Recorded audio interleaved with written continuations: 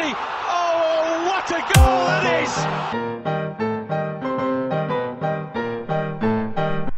Hey guys, this is Marco Negri and you're listening to the Bola Bola Show.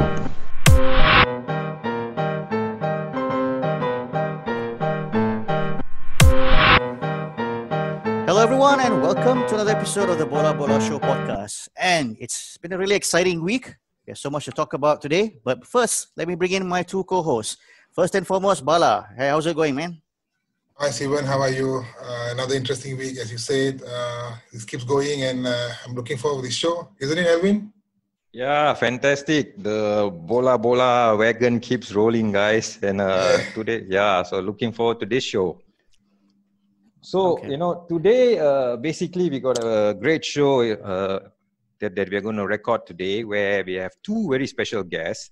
But before we bring in the main guy for today, let's bring in first a guest that has featured on our show before. First featured guest of Bola Bola Show, to be yes, Yep. Exactly. So we're welcoming back again Marco Negri, the Newcastle United guy. So hello, Marco. Hey guys, how are you? Hey, it's been a while. Long time, man. Long time, huh? Yeah. Since the last show that we did together. Yep. So great to have you on board, Marco. Hey, right. Thanks for inviting. Thanks for inviting me again. It's always a pleasure to be on your show. Okay. So before I bring in our other guests, let's just like brainstorm a bit, okay, guys? So what's your favorite or your most memorable thing about Belgium football? Let's start with Marco. Well, I mean, like what do you remember about Belgium football? Let me see. It has to be Fellaini's hair. Because when you, I mean, there's so many things when you say Belgium, I would think about its. I'm a fan of its delicacies, waffles and fries. But when you say football, obviously the player that would stand out in my memory would be Fellaini. It has a lot to do with his hairdo. Yeah.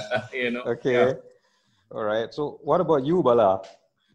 I mean, basically brings back the memory of Brazil-Belgium in 2002.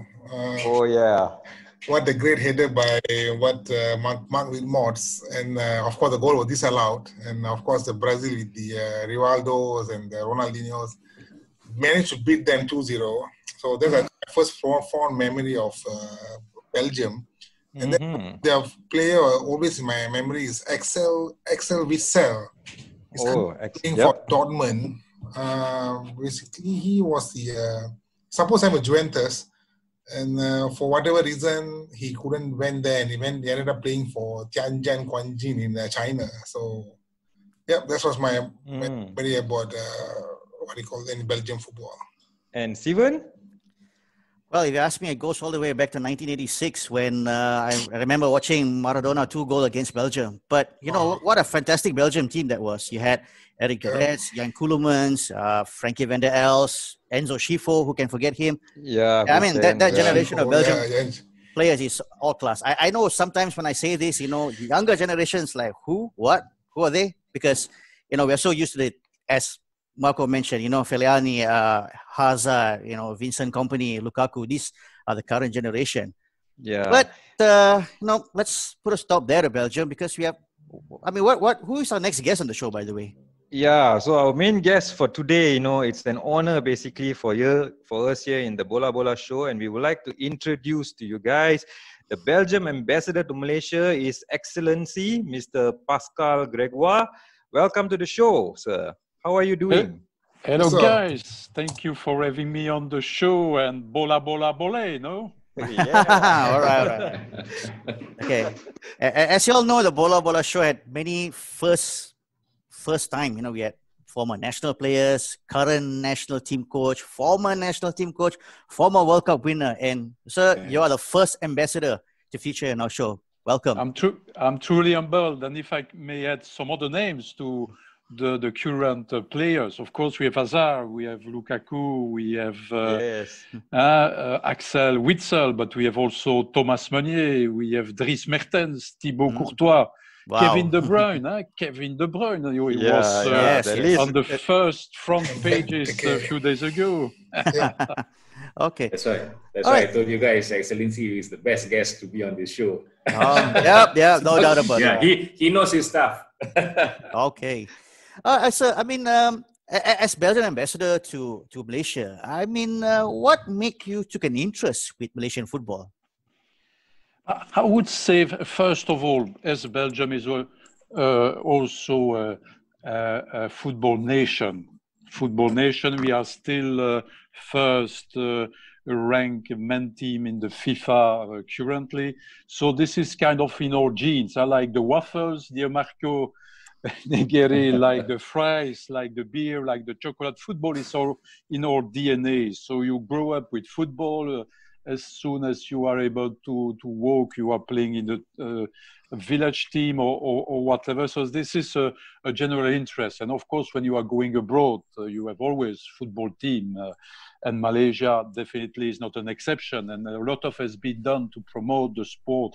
I arrived 2 years ago, August 2018, and I could appreciate the effort made by many teams. Of course, maybe the most known of them, Johor, but also there are many others that are doing a lot of effort. And like I'm thinking Selangor team, also Kedah, Kelantan, Terengganu. So I cannot say, unfortunately, that I follow every week, every weekend, the match, because I'm not always around and I have to waste the time. But I would say this is a natural interest. And now, of course, if you ask me why lately, of course, this is this big news and this big event having Hakim Luqman playing for Kortrijk. Okay. Since you've been here for 2 years, what do you think of, what's your first impression of Malaysian football, I can say? Level enthusiasm is good, definitely, if we compare the rest of the region. Probably the national team has not yet, I would say, delivered as the fans, the football fans, the Malaysian football fans who might be expecting, but it's a matter of time. It takes time to develop that. We have this fantastic generation. We name all of them just right now in Belgium. It took years to get there. Of course, you mentioned Brazil, and we had also a very strong team with Gareth in the 70s, 80s, and so on. But it's once in a while. I mean, Belgium is 11 million inhabitants.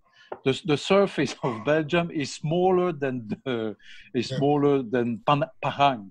Pahang is 35,000 square kilometers, and Belgium is 30 square kilometers. Does it mean we don't have the resources and the framework and so on, like in the UK, in Italy, or in Spain, or wherever you want to push and promote them? But with the time we get there, because probably we have a good method to train and to teach and to coach the young players. And Malaysia, and it's not only lip service, this is really after 2 years being here and observing and listening and meeting people, they have the seeds to grow further, not only in the Southeast Asia, but probably also beyond Southeast Asia. Okay, so Your Excellency, like earlier you did mention about Luqman Hakim's transfer to KV Kortrijk. So would you like to share with our listeners what was your role primarily with regards to this latest hot transfer? I would say very modest and very humble. I would say the classic role played by an ambassador is mean a facilitator, intermediary for the administrative consular issues, and of course answering to local press questions and providing information and so on. I would say mostly this is administrative and consular matters, like visa, like a labor permit, like what has to be done with respect to COVID-19 distanciation, quarantine, and so on. Very modest and very humble. Mm-hmm. And of course, it's somewhat of a novelty that ambassadors getting involved in a football transfer. So I suppose it must be a personal interest for you with the game. That's why you decided to be involved with this? Exactly. Personally interested, as I already said, football is in our gene. As a Belgium, like the fries, the waffles, or the beer, or the diamonds. But diamonds are more expensive. It's in our gene.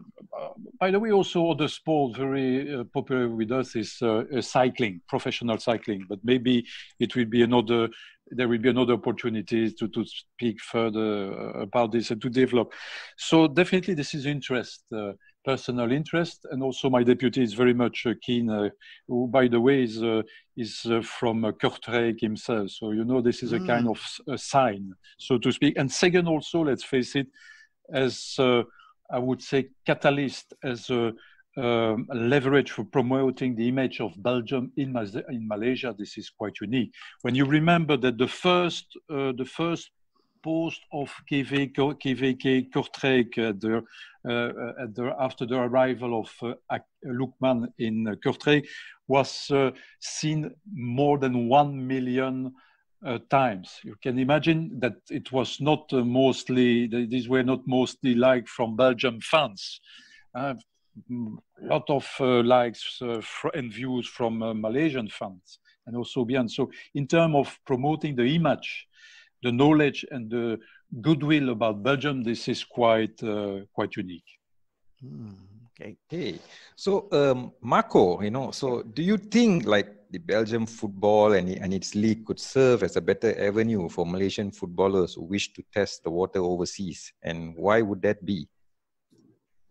Yeah, I mean, definitely. One of the things that I could have said also in my response to your initial question was about Belgian football. I mean, the thing that I like, I mean, number one, you must understand, I mean, to your question, it's a definite yes when you consider the rank and the place where Belgian football sits today on the global stage, which is, it is the number one ranked country in the world when it comes to footballing achievements. So there is no question that Belgium is probably the place for any young and aspiring football from any part of the world, to be at.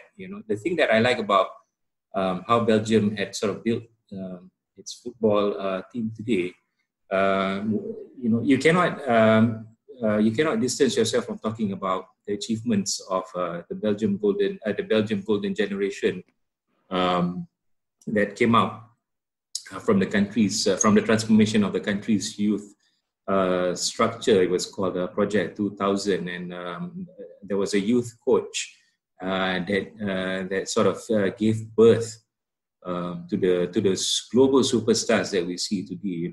Hazard, Kevin De Bruyne, your Lukaku. Bob Proges was the coach. I mean, correct me if I'm wrong, Excellency. But my point here is basically Luqman or any Malaysian footballer for that matter, would be in the right environment and the perfect ecosystem for him to really develop himself and his talent to become a great football player. And in this instance, I would like to state on your show is that we are very fortunate to have someone like His Excellency, who is a Belgian ambassador here, who is the number one representative of Belgium in Malaysia, and is taking a very deep interest into helping our people-to-people relations, and in this case, helping our footballing industry. So I think right now, if we need to capture this opportunity. I think that's my take as an overview for your question. Interesting. For Marco, how vital is Luqman Hakim transfer to KVK, especially on the impact to Malaysian football, as Malaysian football currently is on rise? Mm-hmm. What do you think, how is this will impact on overall Malaysian football as well? Well, I think, again, similar point to what I've said earlier is that he's going to the best place that he could get at the moment in terms of exposure. I mean, it is good enough that he's training and possibly playing at whatever level for KV Kortrijk. I mean, it is early days, but today we saw him scoring, a goal, despite that being a non-competitive match and for the under-21 team. So I think these are positive signs, that the boy is showing. And I think this is a very important moment for us to really monitor and watch, and hopefully see the boy really grow and and play there at some point. On the spectator side, I think it would be of a good exposure as well for His Excellency and and the rest of Belgium, of the fact that there's, as Excellency alluded earlier, there's a sudden surge of interest into Belgian football in Malaysia, where we are so used to the English Premier League or Bundesliga. It is good, I would say, publicity for Belgium as well. That they also have good clubs, Club Brugge, players that have played in the top flight. So yeah, I think it is great that Malaysia's top young talent is currently associated with the number one footballing nation in the world. That would sort of sum up my response for your question. Mm-hmm. Okay. And of course, we know Luqman is part of all the good work done by NFDP. But yet, there are some who have been critical about this because they feel like, one out of thousands of kids has so far made it to Europe. I mean, that isn't some sort of benchmark that they would like to look at. Well, what's your take on this? Yeah, look, guys, when the noble intention of having the NFDP program initially was definitely, aside from developing our youth and turning them into players that could make a mark on global football, the idea obviously included ensuring that at the end of their training or at the end of their tenure with the program, they are placed at top flight clubs all over the world, Malaysia, and not simply Malaysia, but you're talking about Europe and elsewhere. That was the idea, because you're talking about hundreds, probably thousands of or maybe not that much. I don't have the exact figure, but you're talking about a lot of talented young boys who are supposed to be sent to academies or clubs worldwide. And I think just quoting, I'm just referencing to what was said by the Yang Berhormat Khairi Jamaluddin and other people, was that that was the idea, but circumstances unfortunately changed in 2018. Without referring specifically to what happened that year, I guess you understand that there was a change in direction, and that really affected the administration, so to speak, of this program. So as a result, what hit the youths or the products of the program mostly was where would they end up, following their graduation from NFDP. So that, I think everyone needs to understand, was the root of the problem. It's not that we didn't think about what would happen to them after they graduated. We did, but there were all kinds of problems. Finding a place, and there was a change in direction. But at the end of the day, I think we could still be proud that without not wanting to say that the club belonged to a Malaysian owner and whatnot. At least someone or one of them is actually, or the best out of most of them is actually playing in Europe now. But at the same time, even the ones that are playing locally at JDT, there's Arif Aiman, who's everyone's excited about. I think this, being at a club, even JDT for that matter, I have a lot of hope, that the talents that came out of this program would not be end up wasted. They'd be contributing their fine form anyway in Malaysia with a club that could care for them and that could continue to nurture them to become better players. Mm-hmm. Okay. So for Your Excellency now, do you think with all the media attention and limelight given to Luqman, will this only add an unprecedented moment of pressure for him? And he being a very young lad, especially, do you think he's able to handle this situation? I'm fully convinced that he's able to handle this situation. First of all, he has a strong will. This is really his objective, his goal, and probably is going beyond his dreams. I've listened and looked at him answering the press conference when there was a signature of the contract at Berjaya. And I must say, not only myself, of course, I don't understand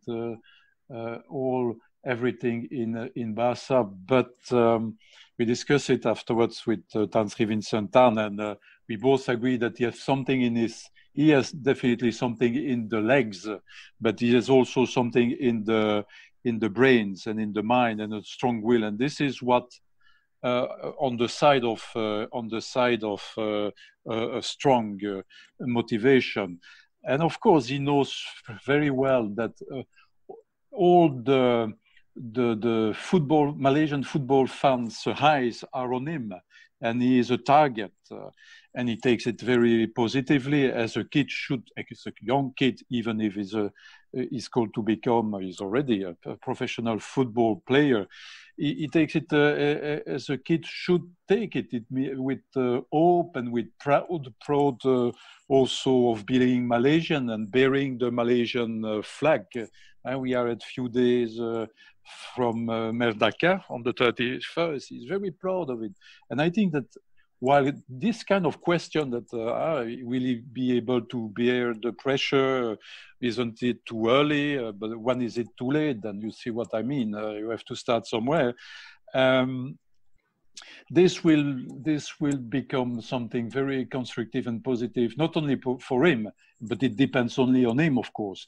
And I can assure you, all the conditions have been put in place to make him really comfortable, easy, and focused on his art, focused on his job, which is football.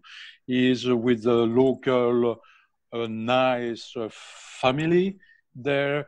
The club was really, really happy to have him, not only because the boss, the big boss of the club brought him to Belgium, but truly as individuals, football lovers from Flanders and Kortrijk, they were truly happy to welcoming the population there. It's a small municipality, it's maybe, 15,000 people.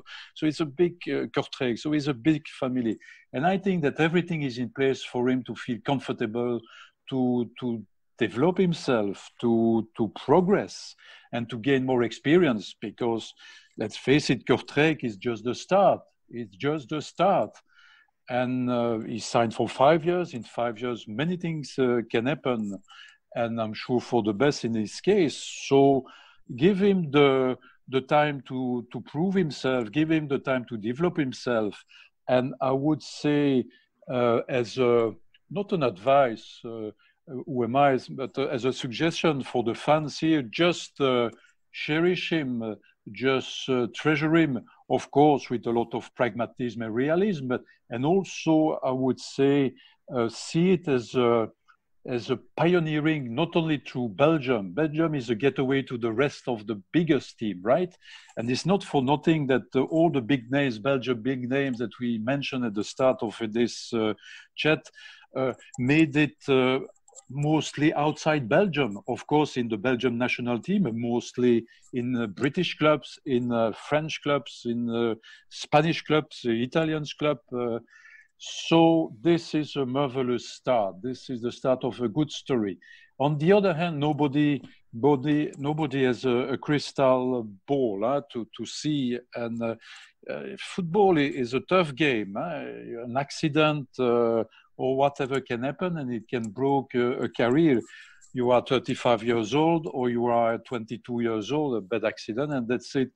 So definitely he is in the best condition there.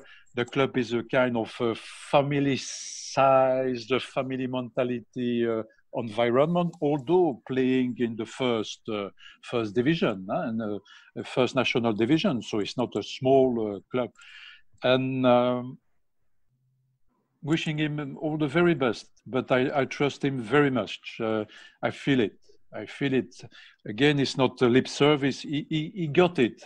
He looks to me, he got indeed the legs and the brains and the strong will. Okay, interesting. Marco, apart from assistance from everyone at the Malaysian Embassy, looking at the KVK squad, which has a very cosmopolitan look, do you think this could help Luqman settle in quickly, knowing that he's going to a different environment, culture, and even possible weather? What do you think about it? You know what? I think I did allude this in one of my earlier tweets, on the matter. I said that, him getting the best moral support is very important on this. I mean, you guys imagine if you have a son, 18 years old, leaving Malaysia for the first time, going to Belgium to study medicine at the University of Kortrijk.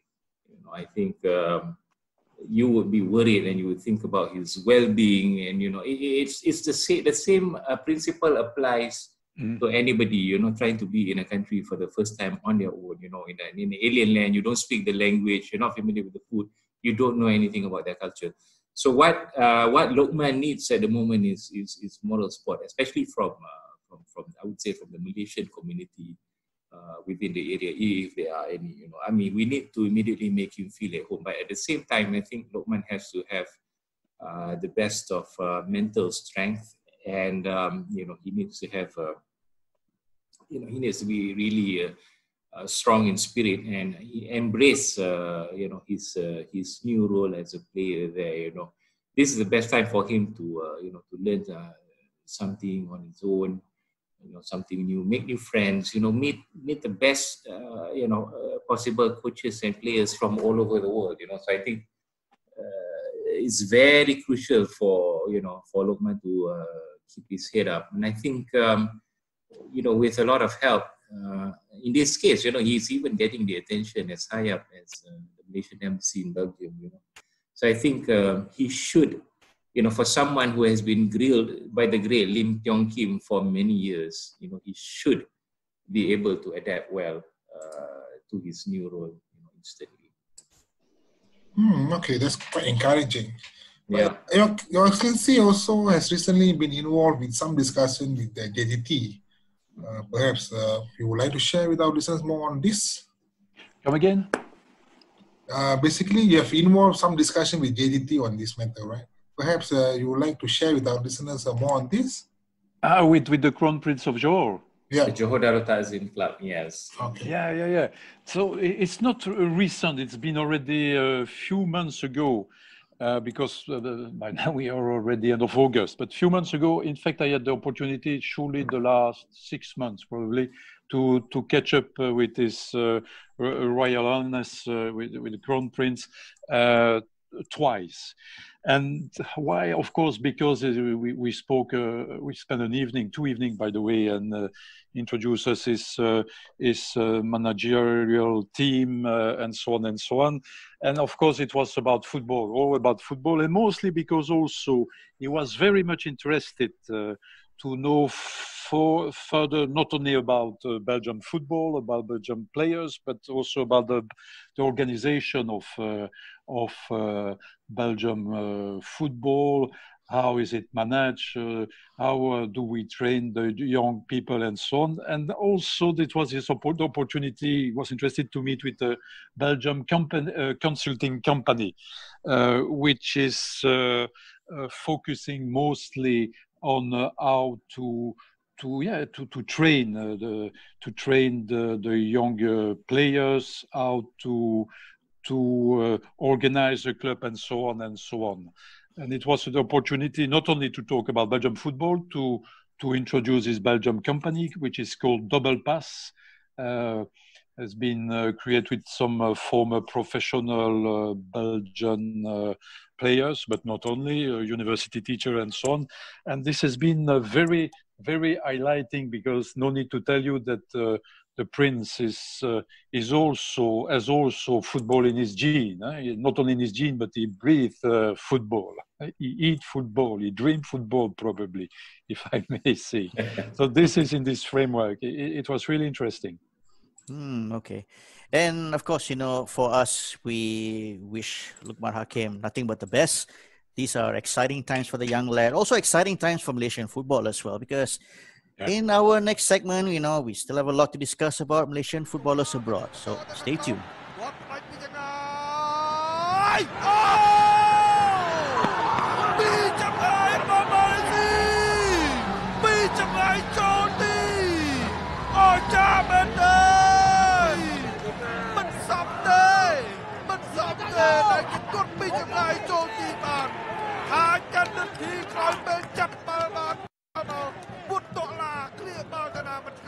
Okay, welcome back again, guys. Okay, so for Your Excellency, we have seen Belgium football going through a massive transformation over the last 10 years plus. This is evident from all those talents that we have just mentioned earlier, and they've produced the Red Devils' best ever finish in the last World Cup, finishing third place. In what aspects could the rest of the world learn from your country in football? And maybe you can also share with us more about this Project 2000, where the golden generation came upon.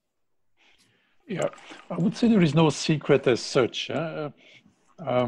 Belgium is 35,000 square kilometers. It's smaller in surface than Pahang, for instance.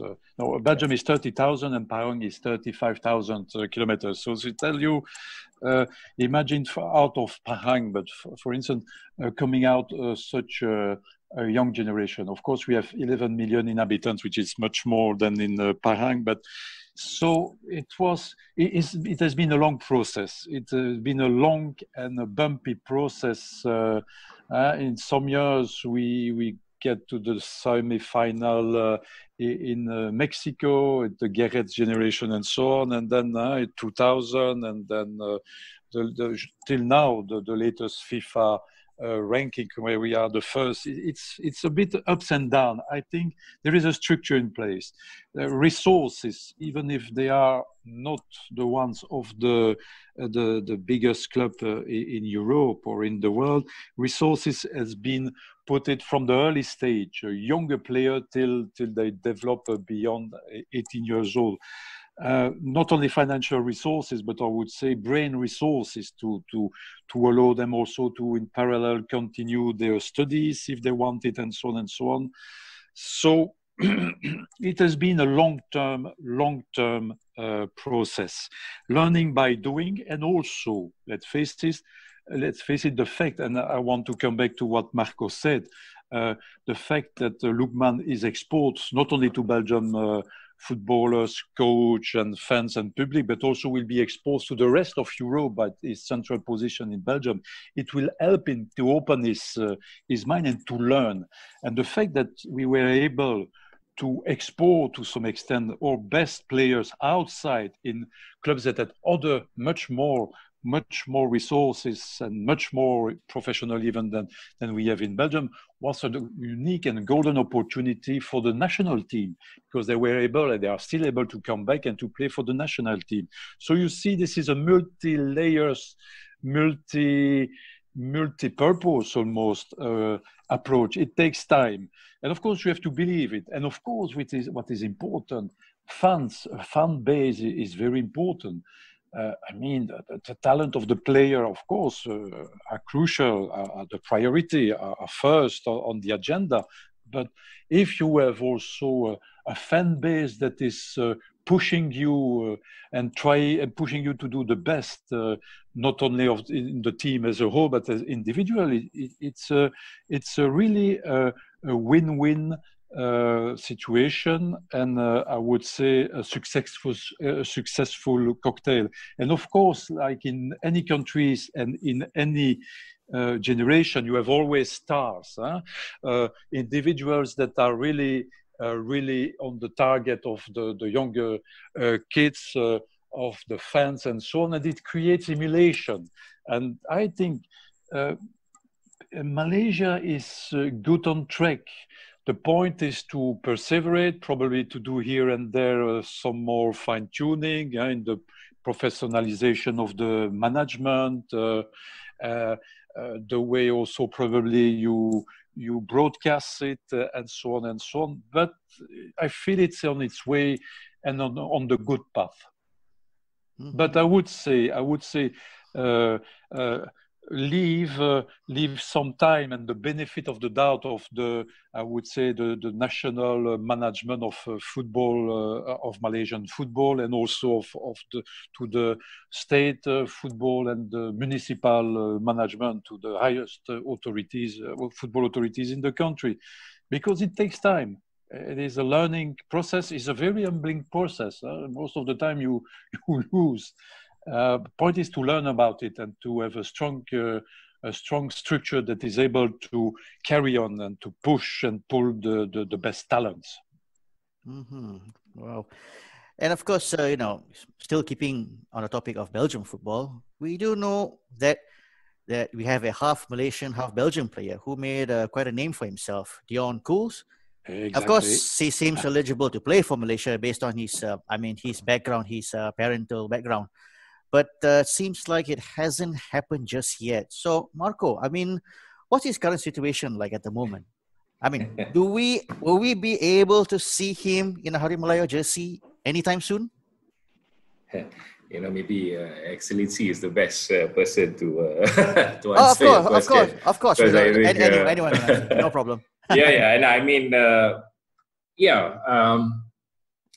well, at least publicly, the last or the most recent thing that we've heard coming out of FAM with regards to Dion Cools was last June, where in a Q&A session that Dato' Hamidian, the president of FAM, had with fans, fans asking him questions on social media.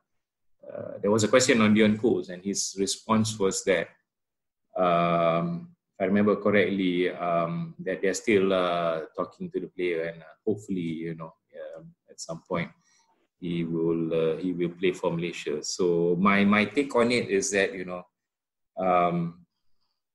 it's still taking its time.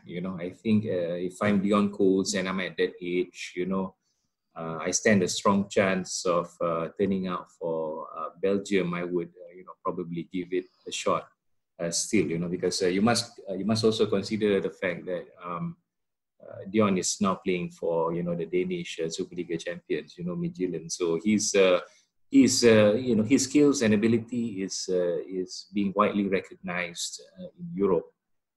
So he knows that he has a good number of years, he has a great number of seasons ahead of him to play top flight European football, in the European Champions League and all that. So I think this is I could be wrong, but I think this is one of the factors that Dion Cools is also considering. But then again, you must also look at the hints that he himself is giving to us, basically, having an open mind about it. I must say that you must understand that the whole, if you follow what happened last year or late last year, the debate or the discussion about Dion Cools sort of surfaced on social media. It was thanks to His Excellency actually actively tweeting about, wanting to try to bring Dion Cools to play for Malaysia. It was Excellency Pascal who wrote about it on social media and asked me to give my opinion on it as well, and which I did. And then we that sort of triggered reactions, even in Johor, where we suddenly saw Martin Press, the sporting director of JDT, being pictured with Dion in Belgium. So that tells you a lot of things about what was happening. And then also suddenly His Royal Highness the Crown Prince of Johor even tweeting that they are ready to bring home Dion Cools. So these are, for me, these are exciting, these are promising, but whatever happens, I think it remains to be seen. So I would think that we will well and we keep an open mind. But I think Excellency has a lot of work to do with regards to persuading Dion Cools and his family. I'm counting on him to make it work for Malaysia. Can count on me. Yeah. So Your Excellency, would you like to add anything on that? No, I can only repeat what has brightly said Marco. It takes time. Let's keep the game open. I would say let's keep the cards open.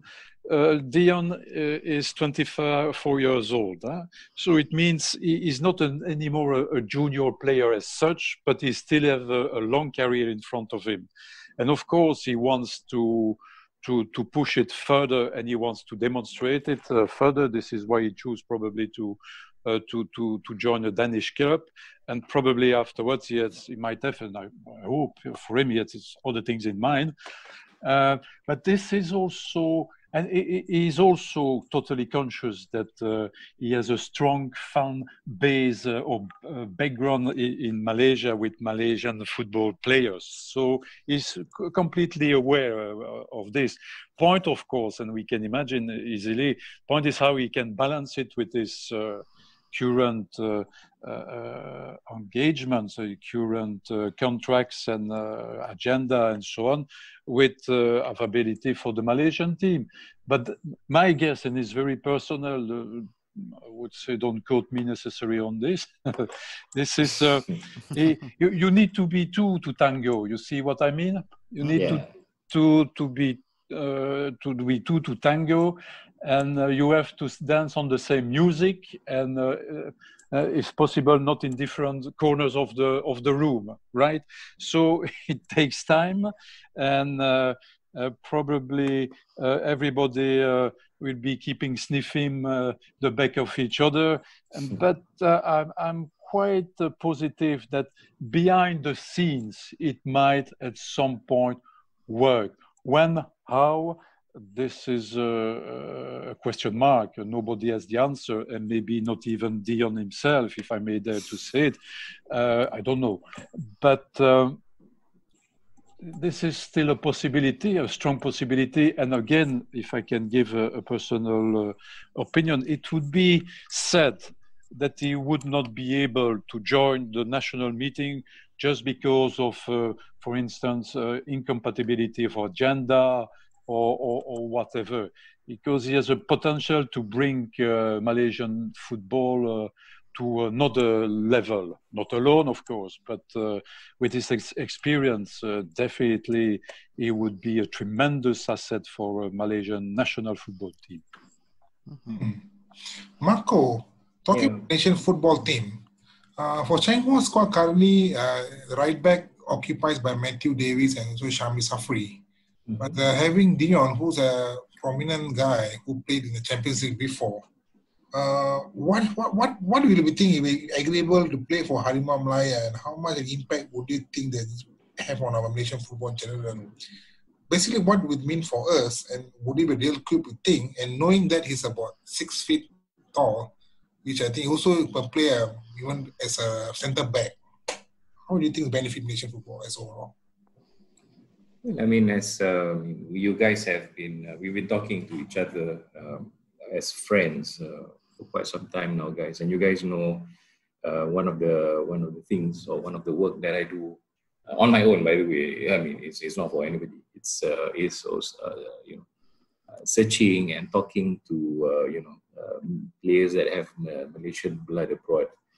I do this in relation to your question. I do this because I see I see it as a service that I can bring to help improvise the state of our football team in accordance with what the stakeholders themselves want.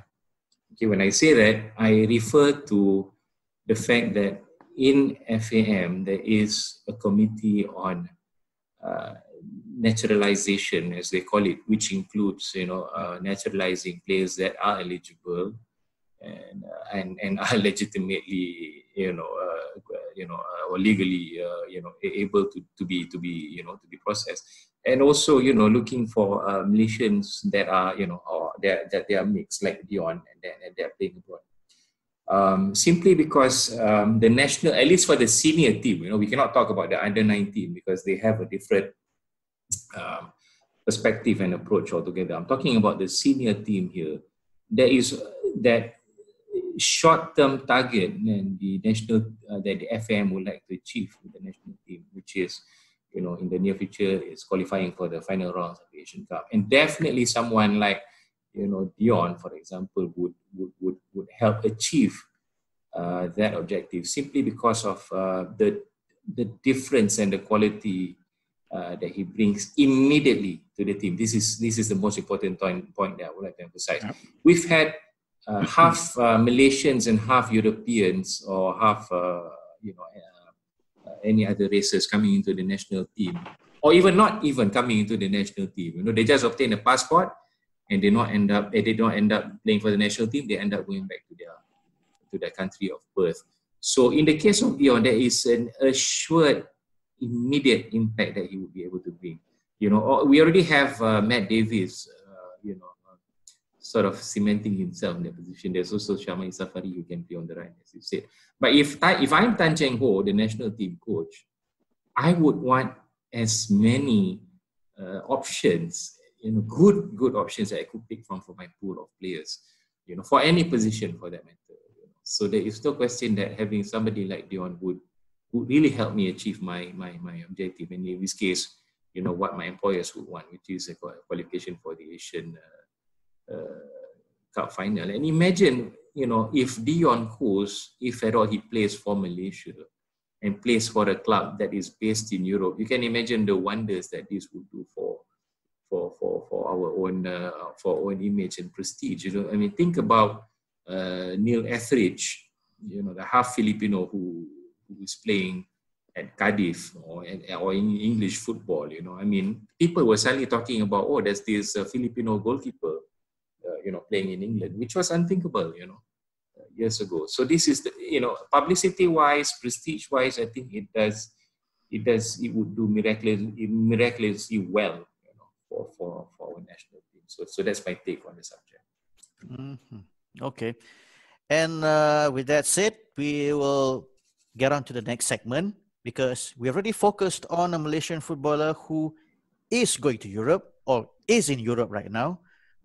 We just focused on a Malaysian footballer who possibility will come back to Malaysia, but it's not over yet, because there might be a possibility of a Malaysian footballer going to Europe after this segment. Here's Safawi. Kunalan in support. Safawi has done well. Safawi Rasid! What a goal!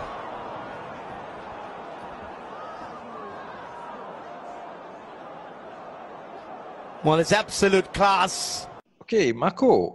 So, this month, August 2020, will be remembered as, a great month because of a possibility of two Malaysian footballers heading to Europe, as what we mentioned earlier, Luqman. So now, Safawi Rasid has been wanted by Portuguese side Portimonense.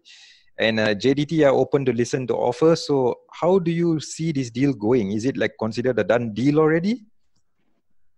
Well, number one, this is, I think, perfect for Malaysian football again, where, I'm thinking about 2020 being a sad year when it comes to, football, everywhere in the world, including Malaysia, where, it's sad, there's no matches, it's very difficult to play, even if you're a non-player, you cannot play. It's, social football and all that, but something as big and massive as this happening is definitely, great, perfect news for Malaysia.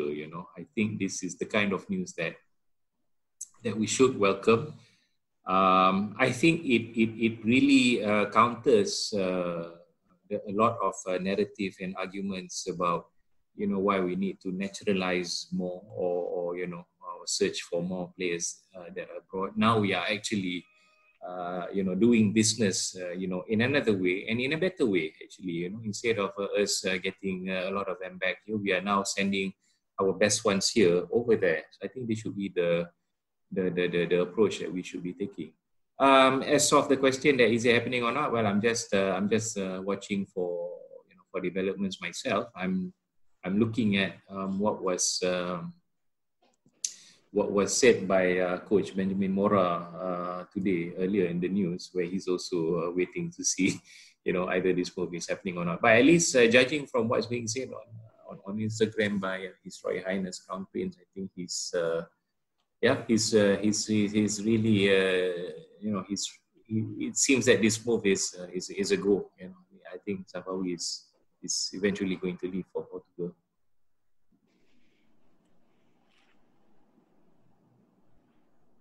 Okay, and of course, the club that he's going to play for actually finished 17 out of 18 in the Primera Liga standings last season. They barely survived because Vitória de Setúbal, who finished above them, were relegated because of unable to produce valid licensing documentation. Yeah. Do you still see this as a beneficial move to Safawi, considering, when you think of where he is right now with JDT, he's still playing at the highest level, playing one of the best clubs in Southeast Asia, competing in the Asian Champions League and all that. Do you still see this move as somewhat beneficial for him? Yeah, I think it's normal to be, skeptical. Even Luqman had to face the same situation. I saw somebody writing a nice thread yesterday on Twitter about why Safawi should go to Portugal. It's about the need to start somewhere. Not everyone starts in the top flight. Not everyone starts at Porto, or not everyone starts at Club Brugge, or whoever the Belgian champions are. Excellency. Not everyone starts with Liverpool. You need to start somewhere, and in this case, if it's Portimonense, then it's a good start, actually for Safawi. You're thinking, I saw the thread that was written yesterday, Son Heung-min, started with Hamburg's reserve team. These are how I think Asian footballers, realistically speaking, this is how it should happen for them.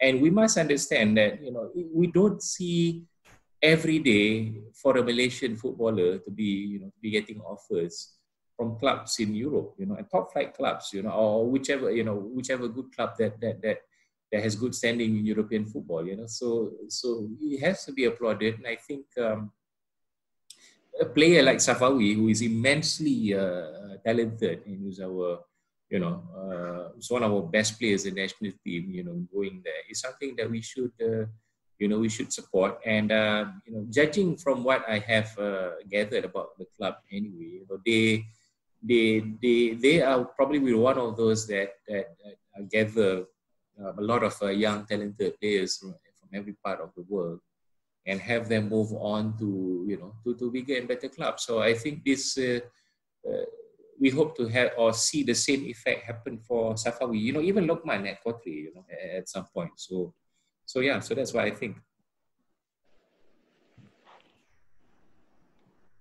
Okay. And of course, you being a JDT fan as well, with Luqman going to you, possibly the possibility of him going to Europe, and of course, there's also somewhat rumors saying that Diogo might go back to Thailand. This will leave a huge gap in JDT's front line. What do you think they need to do to tackle this? Possibly signing Lionel Messi? I wish they can. What? Number one, I hope Diogo doesn't leave.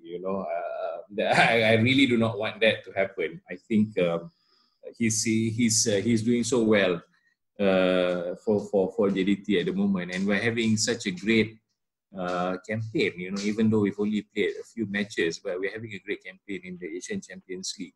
And there's I think personally there's a good chance for this team to qualify for the knockout stages, meaning getting out of the group stage.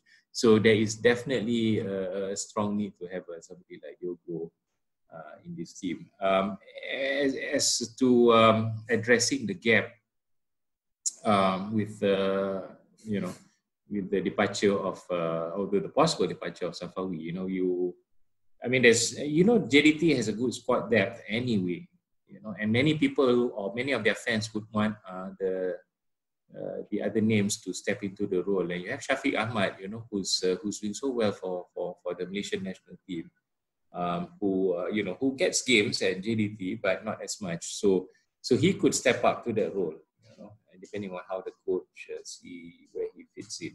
And today, right before I logged on to your show, I was also listening to the news about, Sumari having left Pahang.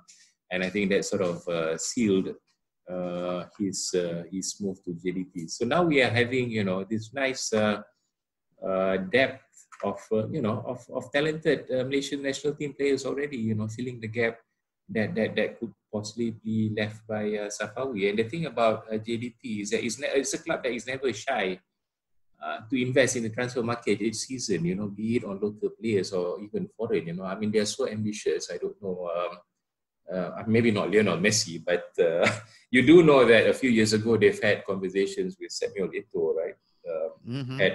Had the demands probably not been too high. So I wouldn't be too shocked if even Safawi or even Diogo for that matter, when he eventually leaves, that the club would snap up a big name, to fill these gaps. Anyway, I mean, definitely big and definitely high on talent. Okay. Last but not the least, Excellency. And me. Since you are a very passionate football fan and your contribution to the football seems to be, especially to Malaysian fans and also the team, we'd like to more know about your football-related project that your Excellency is currently involved at the moment. Perhaps you can share with our audience what are you currently doing, and so that we can also maybe try to involve or try to support you in one way or another. Thank you very much for giving me this opportunity. This is, I would say, medium-term project, because this year already, and with the RMCO and the social distancing, I'm afraid that it will be difficult to do some more high-profile public football activities. But the idea would be to capitalize on this really unique momentum, both for Malaysia and for Belgium, football, to capitalize on it and to try to organize an event who would target and reach out a broader public, like organizing some football match when and it will be possible, maybe with some Belgian players, maybe with some Belgian players from Kortrijk, but this is me talking here. I have no contact, specific or precise contact now. It's still a project and cooking in my head. And by the way, I take the opportunity to express my gratefulness to Marco, who is always there, very kindly listening to my, my brainstorming and helped me to better figure out what to do. So this is the idea, to organize a high-profile, broad public event related and targeting directly football, Belgium football, Malaysian football, how we can do it. I would say the sky is the limit, and definitely because we have surely now 1 year in front of us. Could be like for our National Day next July, or next King's Day next year in November. Something really high profile, but also who would be targeting a younger football fan. But this will be a surprise, and probably a surprise for us as well. We have the idea, we have the wish, we have the push, we have the energy. We have now this movement around Luqman going to Belgium. Also pointing out that with video conference, maybe sometimes there is no need to bring Eden Hazard physically to Malaysia, for instance, or Axel Witsel or whoever. We can imagine also using video conference in a stadium or something like that. So you see plenty of beautiful ideas and ambitious ideas, and we will see where we get there. I will have the opportunity, of course, to discuss, and I have already the opportunity to discuss with the management of KV Kortrijk. I will also discuss when I come with the Belgian football authorities, but also with FAM Malaysia, the top management. We'll meet them hopefully in few weeks from now, and just to brainstorm and to see how we could together help to promote further not only the friendly relationship between Malaysia and Belgium, but also football in Malaysia. And the idea also of moving out of Malaysia and to look only not only to look football through TV screens or social media, but beyond of this, once of course it will be possible to travel easier than it is now. So this is the general idea. Your Excellency, I just have one question for you again. I mean, I suppose Belgium have got a very good scouting network, because you guys, with that population that you have, you guys still manage to go out there and look for talent, every corner, even though the land size, like you say, is not as big as in Malaysia. But is there any way that maybe some sort of scouting training or education or some kind of thing that our scouts from here can learn from you guys? Maybe you can be a bridge to link this up, because it'll be fantastic if we can have our own, Project 2000, like what you guys had. Yeah. Definitely there is room for maneuver, but for this we have to sit down with the highest representative of the Malaysian football, but also with state representative, and to concretely discuss what can Belgium offer, what is looking Malaysia for, and starting from this, we can move on. Now I would say we have this positive energy. There are things to do. We want to capitalize. And Belgium, by the way, is not only on the only country to be in starting block. We all know that the Dutch, the Australians, and the Spanish, and others, probably the British and so on, also are very keen to get their share of it. Definitely Belgium has something to offer in the sense that this is available. You see what I mean? This is available. This is open, and this is not something that you have to think 6 months in advance or 6 years in advance to be in touch, and we are open, we are available, and we want also to share this experience. And of course, if it can help to do business, because it's also about resources, financial resources, it can help to do intermediary business, to do business for intermediaries in Malaysia and or in Belgium and so on, even better. This is a bit the philosophy with which I am working and thinking right now. Now I think it's time to sit, and this will happen with FAM and with others, and we will see what the future brings. It's time to sit and think concretely, what are your needs? This is what we can offer. Do we want to do something together? Now, of course, probably, then we will see, probably with the Belgium National Football League and so on, maybe there are possibilities to do, I would say, other kind of non-profit initiative and things. But for this, we have all to sit together. Here, I am at the right place. I can be I'm here 24 hours on 24 hours, 365 days a year. So I can help both parties to identify what are their best interests and what are the resources that they are decided to commit it, and what kind of plan and vision they have. I mean, Excellency, one question. Which particular club you grew up supporting in Belgium?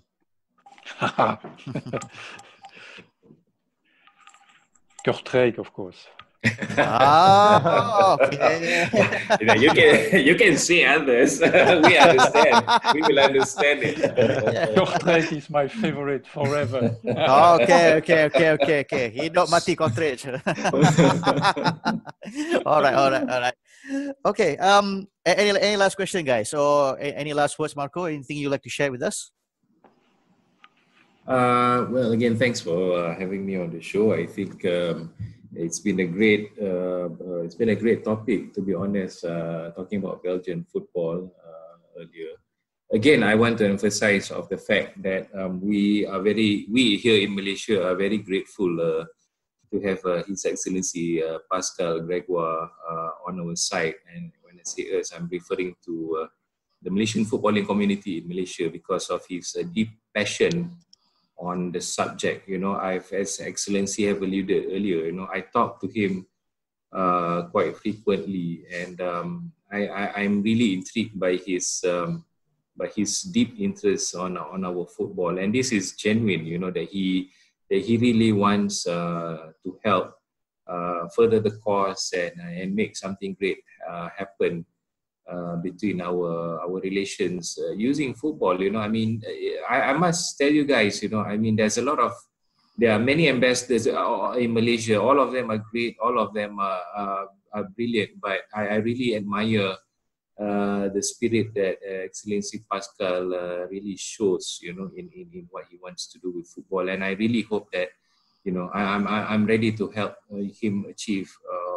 I hope everyone helps, him achieve, whatever goals and objectives that he has set in the time that he would stay in Malaysia as ambassador. Totally agree. What about you guys? For me, basically, thanks for your Excellency for your time. It's been really honored for your insight, and also wonderful knowing you as a person. And Marco, thank you so much for your time as well. I think you've been helpful for us. Have a good day and stay safe, as most importantly. Thank you. Thank you again, Your Excellency, for joining our show. My pleasure. Yeah, it's been a great honor, and Marco as well. Thanks for having you on board again, man. Yeah. Happy to be on the show. Yeah. Yeah. Okay. Any last words from His Excellency? Malaysia Bole, Malaysia football Bole. together stronger Belgium, Malaysia football fan, because this is about professional, this is about clubs, this is about federation and so on, but this is also about fans. And definitely, I love the Malaysian football fans, and hopefully also when the match will be able to restart as normal, I hope to meet as much as possible Malaysian football fan in the coming months, when it's possible. Yeah, I mean, we look forward to meet up with you someday as well. And again, thank you so much for being a guest in our show. And I also echo what Marco has said. Thank you so much for your contribution. I mean, knowing what you have done, knowing the things that you've been involved in, I think, us as part of the Malaysian football community, we are really grateful for your presence in our country and helping us to take our football to another level. And, these are wonderful times for Malaysian football. And, I can only see the future. I can only be optimistic about how good the future is be. So with that said, we would like to end this episode of the Bola Bola Show podcast. And on behalf of everyone, I would like to wish to all our Malaysian brothers and sisters, everyone, Selamat Hari Merdeka, stay safe, and goodbye for now. Safawi bersiap sedia. Semua mata tertumpu kepadanya. Dan dia melepaskan rempatan. Gol! Safawi Rasid. Dead ball specialist. Safawi Rasid meletakkan Malaysia di depan selepas setengah jam.